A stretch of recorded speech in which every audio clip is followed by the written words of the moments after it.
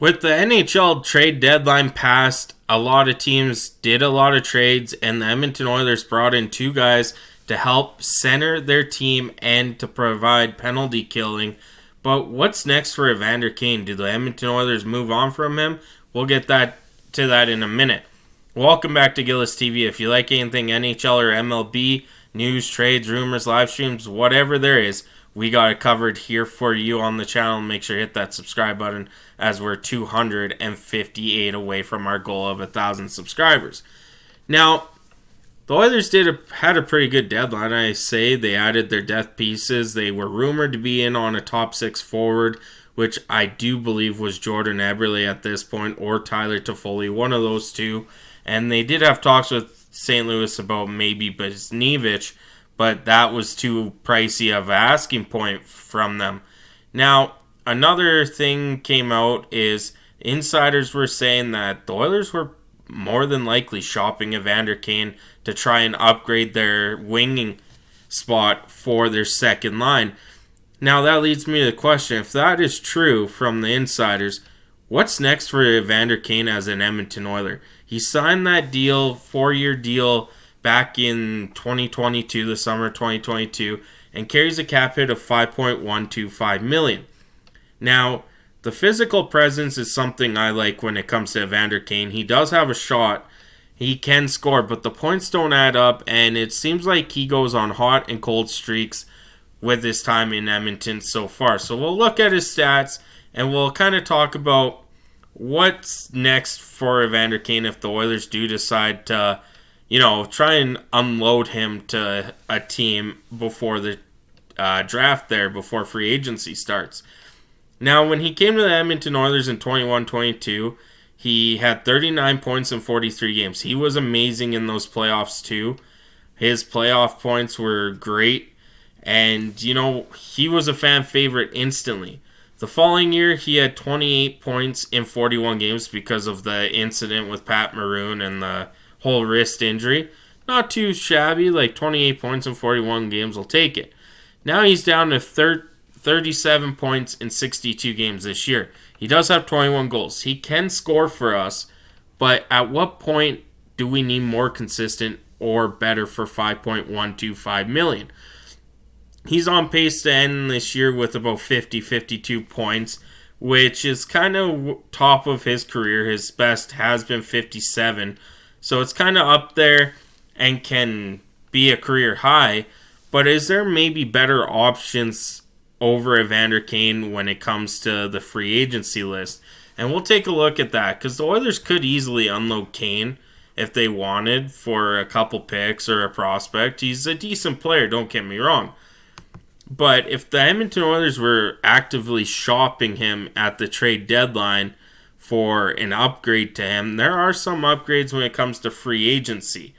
Now, of course, number one guy right now is Sam Reinhart. Not going to happen. He is 45 goals this season. The Oilers just don't have the space for him.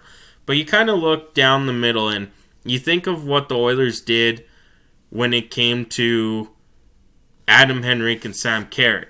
And you look at guys like Jake Guentzel, who they were arguably rumored to be in on. He has 52 points in 50 games this year. He is a UFA.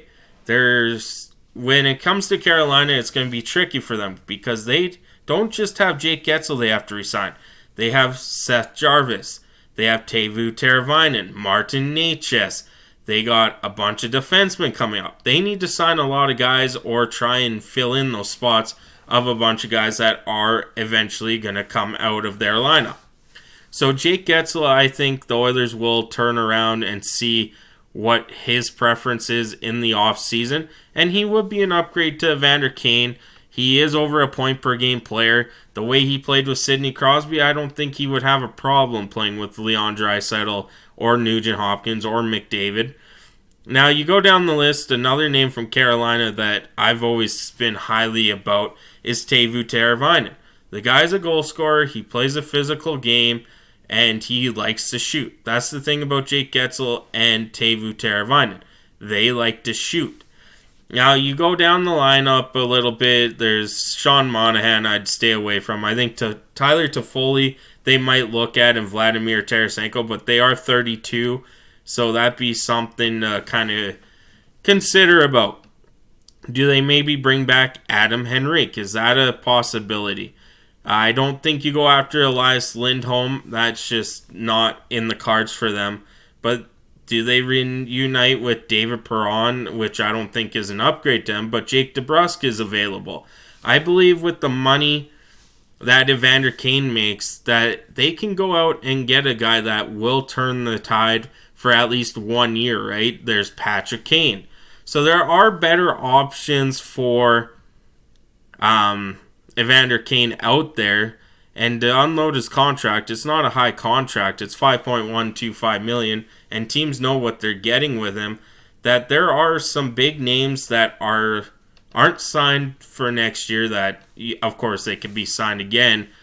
But I think, you look at Patrick Kane, you look at Jake Guentzel, you look at Teuvo Teravainen.